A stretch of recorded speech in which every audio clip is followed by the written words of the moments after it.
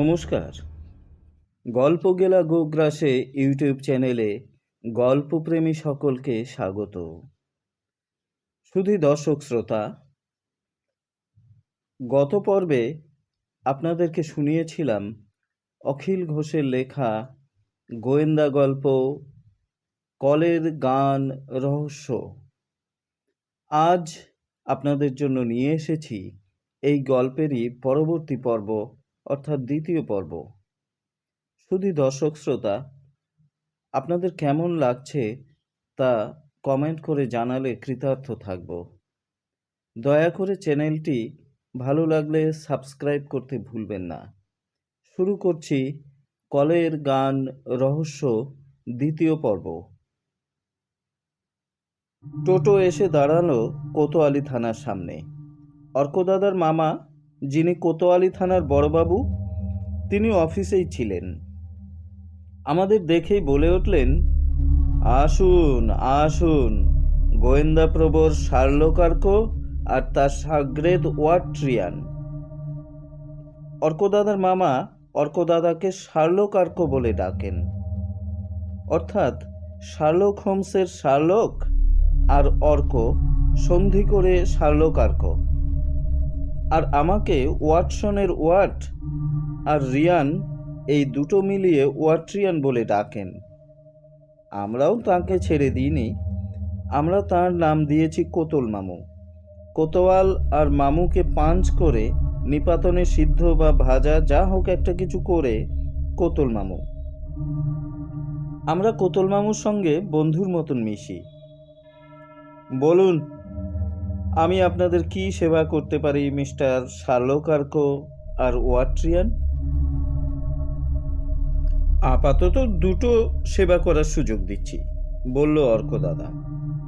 এক, night guard শিবকান্তর সাথে দেখা করতে চাই, মঞ্জুর হলো। আর 2 নম্বর, এই 2 নম্বরটা একটু জটিল। মহারাজা ক্লাবের বিলিয়ার্ড আর টেবিল টেনিসের কোচ পারিজাত বণিক, কলের গান চুরির ক্ষেত্রে এই পারিজাতবাবুর গতিবিধি অত্যন্ত সন্দেহজনক। তার ওপর ভদ্রলোক একজন অ্যান্টিক কালেক্টর।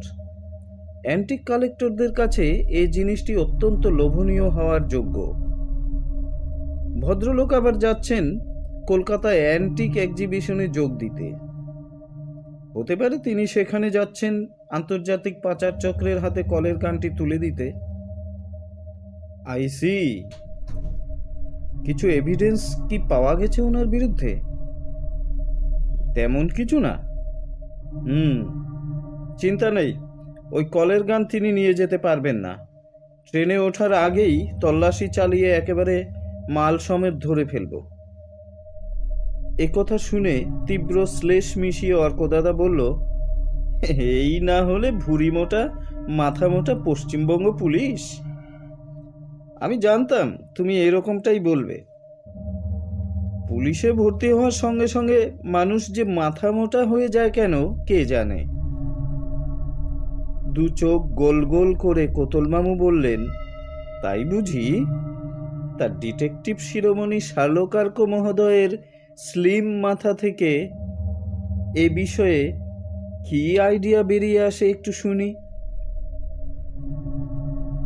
দেখো, আমরা সার্চ করলে হয়তো কলের গানটা পেয়ে যাব ওনার কাছ থেকে, কিন্তু এর সঙ্গে জড়িত রয়েছে একটা বড় র্যাকেট তথা আন্তর্জাতিক পাচার চক্র। সেটার ধারে কাছে আমরা পৌঁছতে পারবো না। কিন্তু আমরা যদি ওনাকে ফলো করি, তাহলে হয়তো আমরা গোটা গ্যাংটাকে হাতে নাতে ধরতে পারবো। ঠিক ঠিক, তাহলে চলে যা ফলো করতে করতে। আমাদের পক্ষে একটু অসুবিধা আছে। প্রথমত, উনি জেনে গেছেন যে আমরা বিষয়টি নিয়ে ছানবিন করছি। কোনোভাবে আমাদের দেখে ফেললে সাবধান হয়ে যেতে পারেন। আমি চাইছি এমন একজনকে যে ওকে ছায়ার মতো অনুসরণ করবে। তার মানে তোরা চাইছিস এমন একজন লোক যে ওকে ছায়ার মতো অনুসরণ করবে, অথচ উনি বুঝতে পারবেন না। এক্স্যাক্টলি। তাহলে আমাকে কি করতে বলছিস? তোমাকে কিছু করতে হবে না। তুমি যা ভুঁড়ি মোটা, অত দৌড়ঝাঁপ করতে পারবে না। সেসব আমরাই করব। তুমি শুধু দুটো টিকিট আর প্রয়োজন হলে যাতে পুলিশি সাপোর্ট পাওয়া যায় সেই ব্যবস্থা করবে। হুম। আচ্ছা, একটা কথা বলতো, তোরা কি শিওর উনি মালটা হাফিস করেছেন? না, অতটা শিওর হওয়ার সুযোগ পেলাম কই। সামান্য কিছু ক্লু পাওয়া গেছে, যা দিয়ে ওনাকে সন্দেহ করা যায় মাত্র, শিওর হওয়া যায় না। সেই জন্যই তো আমি ওকে ফলো করতে করতে কলকাতায় যেতে পারছি না। কেননা আমার ধারণা ওটি এখনো কোচবিহারের বাইরে যেতে পারেনি। সেক্ষেত্রে আরও কিছু গুরুত্বপূর্ণ বিষয় খতিয়ে দেখতে হচ্ছে। এদিকে পারিজাতবাবু যদি কলের গানটি না নিয়ে থাকেন, তাহলে ওনার পেছনে ধাওয়া করতে অনেকটা সময় ব্যয় হয়ে যেতে পারে এবং জিনিসটা কোচবিহারের বাইরে চলে যেতে পারে। আর পারিজাতবাবুর অ্যান্টিক প্রদর্শনীতে যাওয়াটাকেও ইগনোর করা যাচ্ছে না। ঠিক আছে, সব ব্যবস্থা হয়ে যাবে, তোরা যাবার প্রস্তুতি নিয়ে নে। অর্কদাদা অদ্রিজ আর গোপুকে ফোন করলো। ওদের আধ ঘন্টার মধ্যে তৈরি হয়ে নিউ কোচবিহার স্টেশনে আসতে বলল। ওরাই যাবে পারিজাতবাবুর পেছনে পেছনে। যথাসময়ে ওরা এলে অর্কদাদা ভালো করে সব বুঝিয়ে দিল। অর্কদাদা স্টেশনের এক কোনায় দুজনকে ক্লাস করালো আধ ঘন্টা। তোর নাম শিবেন আর তোর নাম ভবেশ বর্মন। তোরা দুজনেই বিবিএ ভর্তির জন্য এন্ট্রান্স দিতে যাচ্ছিস বঙ্গবাসী কলেজে, ইত্যাদি ইত্যাদি। কিন্তু ট্রেনের সময় পার হয়ে এলো, অথচ পারিজাতবাবুর দেখা নেই। আর মাত্র মিনিট 5 আছে ট্রেন ছাড়ার, কিন্তু তিনি নেই। মতলবখানা কি লোকটার? কিছুই বুঝতে পারছি না আমরা। অর্কদাদার মধ্যেও উদ্বিগ্ন ভাব লক্ষ্য করলাম। ওই তো, প্রায় চেঁচিয়ে উঠল অর্কদাদা। দেখলাম হন্তদন্ত হয়ে প্ল্যাটফর্মের দিকে ছুটছেন তিনি। অদ্রিজ আর গোপুকে চিনিয়ে দিলাম দূর থেকে। জিন্সের ওপর সাদা শার্ট আর নীল কোট টাই, হাতে মাঝারি সাইজের লাল রঙের ট্রলি ব্যাগ, পিঠে বিশাল কিট ব্যাগ। অবশ্যই আমরা তার বাড়িতে যেটা দেখেছিলাম সেটি নয়, অন্য একটি। স্টেশন থেকে বেরিয়ে কিছু দূর এগোতেই পাশ থেকে কেউ একজন বলে উঠল, এদিকে কোথায় গিয়েছিলে দাদা ভাইরা? ঘাড় ঘুরিয়ে দেখি মহারাজা ক্লাবের মালি। এই স্টেশনে একজনকে ছাড়তে গিয়েছিলাম, বলল অর্কদাদা। তুমি এদিকে যে? আমার বোনের বাড়ি এখানে, ওই যে ওপাশটায়। নাইট গার্ড শিবকান্তকে জেরা করে তেমন কিছু বের করতে পারল না অর্কদাদা। ওর বক্তব্য সেদিন খুব তাড়াতাড়ি ঘুমিয়ে পড়েছিল, তাই কিছু বলতে পারবে না। অর্কদাদা বলল, নাইট গার্ড হয়ে রাতে ঘুমাও, এ তো কাজে ফাঁকি দেওয়া। ও বলল, রোজ তো ঘুমাই না, সেদিন কি যে হলো। হঠাৎ রাত 10টা নাগাদ শরীরটা কেমন যেন করতে লাগলো, কেমন যেন ঘুম ঘুম পাচ্ছিল, শরীর নেতিয়ে পড়ছিল। সকালেও ঘুম ভাঙে খুব দেরিতে। ঘুম থেকে ওঠার পরও ঝিমুনি ভাবটা কাটছিল না। কে জানে কোন রোগ আবার বাসা বাঁধল শরীরে। তুমি গাঁজা খাও? না। মদ বিড়ি ছাড়া আমি কোনো নেশা করি না। দিনে কটা করে খাও? সারাদিনে 2 প্যাকেট লাগে। সেদিন ঘুমিয়ে পড়ার আগের কোনো ঘটনা মনে পড়ে? এই ধরো কারো সাথে দেখা হওয়ার কথা বা কথা হওয়া? কিছুই মনে পড়ে না। শুধু মনে পড়ে ডিউটি জয়েন করে ঘরটর পরিষ্কার করে জল এনে রাখলাম বোতল ভরে। তারপর ভেবে ভেবে বলতে লাগলো শিবকান্ত, যেন ভাবতে গিয়ে জোর খাটাতে হচ্ছে মনে। অর্কদাদা বলল, তারপর? তারপর রাতের খাবার খেলাম 9:30টায়। তারপর তারপর তারপর আর মনে নেই। কোনো রকম শব্দ টব্দ টের পেয়েছিলে? অন্যদিন ইঁদুর আরশোলার দৌড়াদৌড়িও টের পাই, কিন্তু কাল রাতে হাতি গিয়ে থাকলেও টের পাইনি, বলতে পারবো না। আচ্ছা, কলের গানটি তুমি শেষ কবে দেখেছিলে? সেই দিনও সন্ধ্যাবেলায় ওটা বাক্সতেই ছিল, দেখেছি আমি। আচ্ছা, সেটি চুরি যাওয়ার ব্যাপারে কাকে তোমার সন্দেহজনক মনে হয়? খানিক চুপ করে রইল শিবকান্ত। ওর চোখ দুটো ছলছল করে উঠল। কাঁদো কাঁদো স্বরে বলল, আমি আর কাকে সন্দেহ করব ভাই? আমাকেই তো সন্দেহ করছে সবাই। নিষ্ঠার সঙ্গে কাজ করার এই প্রতিদান পেলাম। চোর অপবাদ ঘাড়ে চেপে গেল। বলতে বলতে হাউ হাউ করে কেঁদে ফেলল শিবকান্ত।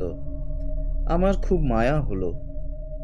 থানা থেকে বেরিয়ে আসতে আসতে অর্কদাদাকে বললাম সে কথা। শিবকান্তর কান্নাটাকে কিন্তু আমার মেকি বলে মনে হলো না, ভেতর থেকে স্বতঃস্ফূর্ত উচ্ছ্বাস বলেই মনে হলো। আমার খুব কষ্ট লেগেছে। অর্কদাদা ধমকে সুরে বলল, গোয়েন্দাদের অত দুর্বল চিত্ত হতে নেই। সন্দিগ্ধের কান্না দুর্ব্যবহার সুব্যবহার ইত্যাদিতে প্রভাবিত হতে নেই। জানিস তো, প্রতিটি অপরাধী তার অপরাধ লুকোতে একটি কমন অস্ত্র ব্যবহার করে। অর্থাৎ প্রত্যেক অপরাধী তার অপরাধ লুকোতে আলাদা আলাদা পদ্ধতি অবলম্বন করলেও একটি পদ্ধতি সবাই অবলম্বন করে। বলতো সেটি কি?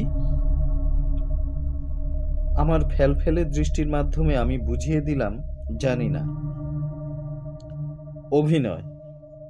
প্রত্যেকেই নিজেকে নির্দোষ প্রমাণ করতে অন্যান্য পদ্ধতির পাশাপাশি অভিনয়ের আশ্রয় নেয়। শিবকান্ত যে পাকা অভিনেতা নয় তা কি করে জানলি? ভেবে দেখ, শিবকান্তের বিড়ির নেশা ছাড়াও আরেকটি নেশা আছে। সেটা কি বলতো? লটারি। ইয়েস। এর দ্বারা ওর কোন চরিত্র ধরা পড়ে? সহজে বড়লোক হওয়ার বাসনা রয়েছে ওর। এক্স্যাক্টলি। কথা বলতে বলতে আমরা আবার ক্লাবে চলে এলাম। অর্কদাদা সোজা শিবকান্তর ঘরে ঢুকে গেল। আমিও ওকে অনুসরণ করলাম। ও শিবকান্তর অ্যাস্ট্রে সেই বিড়ির মোথা গুজে রাখা হ্যান্ডেল ভাঙা কাপটায় ঝুঁকে গেল। গভীর মনোযোগের সঙ্গে মোথাগুলোর দিকে তাকিয়ে রইল কিছুক্ষণ। তারপর একটি বিড়ির মোথা তুলে নিল। সেটিকে নাকের সামনে ধরে শুঁকতে লাগলো। তারপর বলল, তুই ঠিকই বলেছিলি রিয়ান, শিবকান্তের কান্নাটা অভিনয় ছিল না। ওকে এই বিড়িটার সঙ্গে এমন কিছু নেশার বস্তু মিশিয়ে খাওয়ানো হয়েছিল বলে মনে হয়, যা কেউ খেলে কিছু সময়ের জন্য ডিমনেশিয়ায় চলে যায়। এমন কিছু ওষুধ আছে মানুষ যা খেলে সাম্প্রতিক অতীতের ঘটনা স্মৃতি থেকে হারিয়ে ফেলে। অর্থাৎ দেখা যাচ্ছে এই কলের গান গায়েব হওয়ার পেছনে শিবকান্তর হাত নেই। এখন প্রশ্ন হলো, শিবকান্তকে এটা কে খাওয়ালো? কলের গানটা বাইরে বের হলো কিভাবে? এখানকার মূল ফটকে 24 ঘন্টা পাহারা থাকে। ওরা বলছে গেট দিয়ে সেটা নিয়ে কিংবা সেরকম বড় কোনো ব্যাগ বা বস্তা নিয়ে এক পারিজাতবাবু ছাড়া কাউকে বেরোতে দেখেনি। আর একটা ব্যাপার স্পষ্ট যে কলের গানটি চুরি হয়েছে রাত 10টার পর। বিড়বিড় করে এসব বলতে বলতে একটু থামলো অর্কদাদা। তারপর বলল, মিউজিয়ামটা আমি আর একবার দেখতে চাই। মিউজিয়ামের মাঝামাঝি দাঁড়িয়ে ঘরের চারপাশটা গভীর মনোযোগ দিয়ে দেখতে লাগলো। দেখতে দেখতে দেওয়ালের একটি জায়গায় দৃষ্টি থমকে গেল ওর। সেই দিকে তাকিয়ে থাকতে থাকতেই বলল, ঘরটি কবে রং করা হয়েছে? এই দিন 15 আগে, বলল প্রশান্তদা। তোমাদের এখানকার লম্বা মইটা কোথায়? ঘরটির ভেতরে পেছন দিকের ওয়ালে ভেন্টিলেটরের ঠিক নিচে ফুট দেড়েক দূরত্বের দুটো বিন্দুতে দেওয়ালের রঙের চটা উঠে গেছে। মইটি আনা হলে চটা ওঠা বিন্দু দুটিতে মইটির ওপরের প্রান্ত দুটি রাখতে গিয়ে দেখা গেল একেবারে সেটা বিন্দুতে বিন্দুতে মিলে গেল। তরতর করে মই বেয়ে উঠে গেল অর্কদাদা। ভেন্টিলেটরটি বিশাল আকৃতির, শালকাঠের আয়তাকার ফ্রেমে তেরচা করে খাঁজ কেটে কেটে তাতে কাচের টুকরো বসানো, মাঝখানে কোনো গ্রিল বা কোনো রড নেই, অর্থাৎ কাচগুলোকে বের করে নিলে পুরো ভেন্টিলেটরটি ফাঁকা। অর্কদাদা একটি কাচ বের করলো খুব যত্নের সঙ্গে, তারপর মইয়ের ওপর দাঁড়িয়ে কাচটিকে পরীক্ষা করতে লাগলো। কিছুক্ষণ পর আমাকে বলল, এটা ধর, একটা একটা করে নামিয়ে দিচ্ছি, যত্ন করে কোথাও রাখ, দেখিস ভেঙে ফেলিস না যেন। সবগুলো কাচ নামানো হয়ে গেলে কাঠের ফ্রেমের নিচের দিকের অর্থাৎ আনুভূমিক কাঠটিকে প্রায় চোখ লাগিয়ে দেখতে লাগলো। তারপর আমাদের দিকে ঘাড় ঘুরিয়ে তাকিয়ে বলল, this is the way.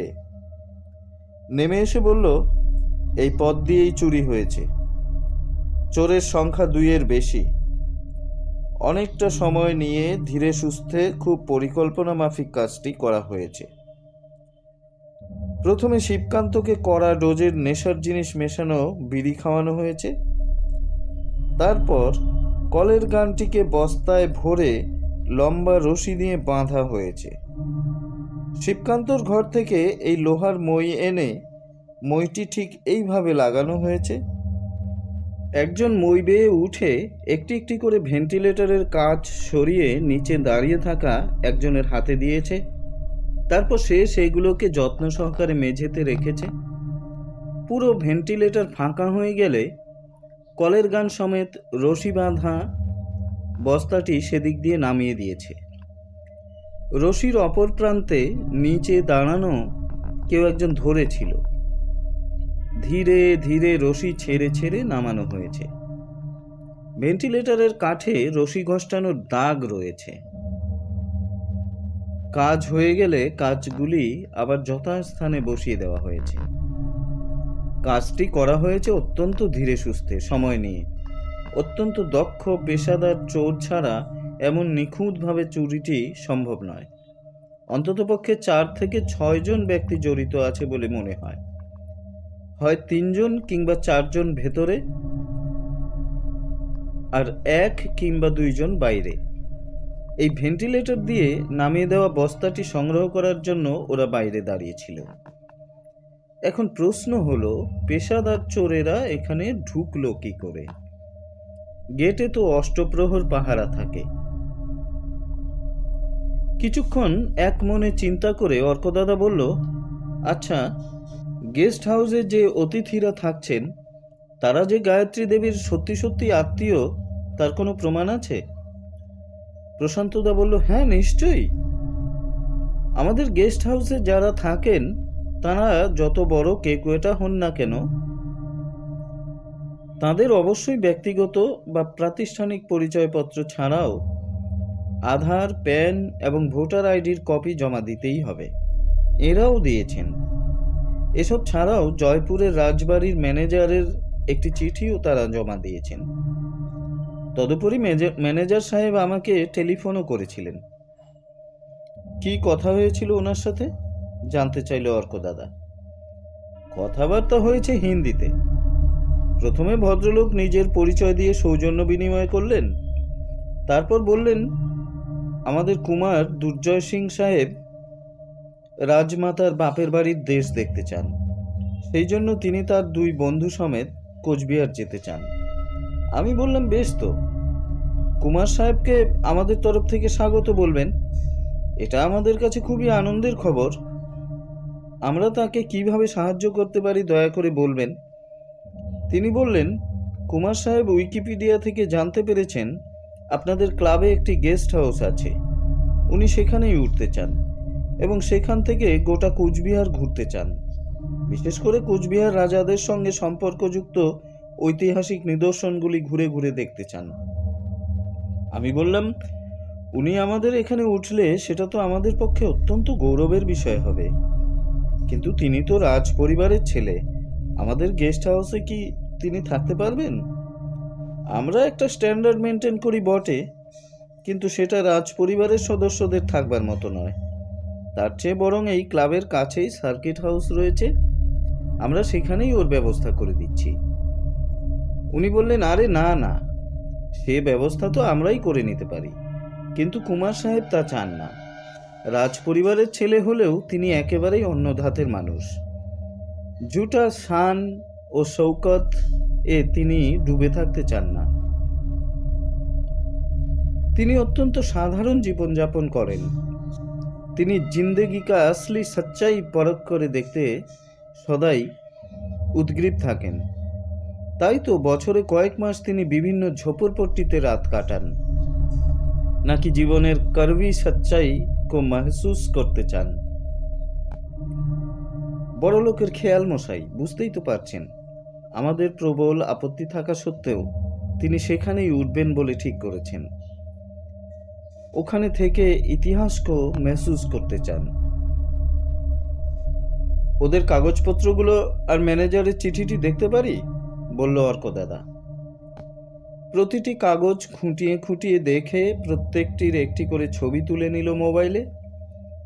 Jaipur রাজবাড়ি থেকে যে পরিচয়পত্র দেওয়া হয়েছে তাতে লেখা আছে, his highness Sawai Durjan Singh, son of his highness prince Jai Singh III, royal palace of Jaipur, বয়স, ব্লাড গ্রুপ, উচ্চতা, বিশেষ শনাক্তকরণ চিহ্ন ইত্যাদি ইত্যাদি।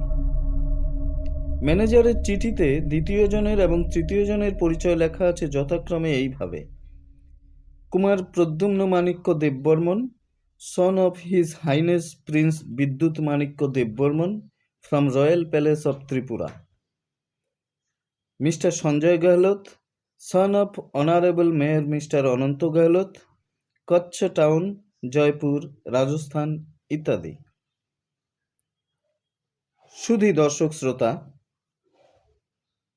গোয়েন্দা গল্প কলের গান রহস্য আজ এ পর্যন্তই। আগামী পর্বে এই গল্পের পরবর্তী অংশ নিয়ে অচিরেই হাজির হব। ততক্ষণ পর্যন্ত আপনারা সবাই সুস্থ থাকুন, ভালো থাকুন, চলতে থাকুক গল্প গেলা গোগ্রাসে। আর হ্যাঁ, ভালো লাগলে আমাদের চ্যানেলটি সাবস্ক্রাইব করতে দয়া করে ভুলবেন না। ধন্যবাদ।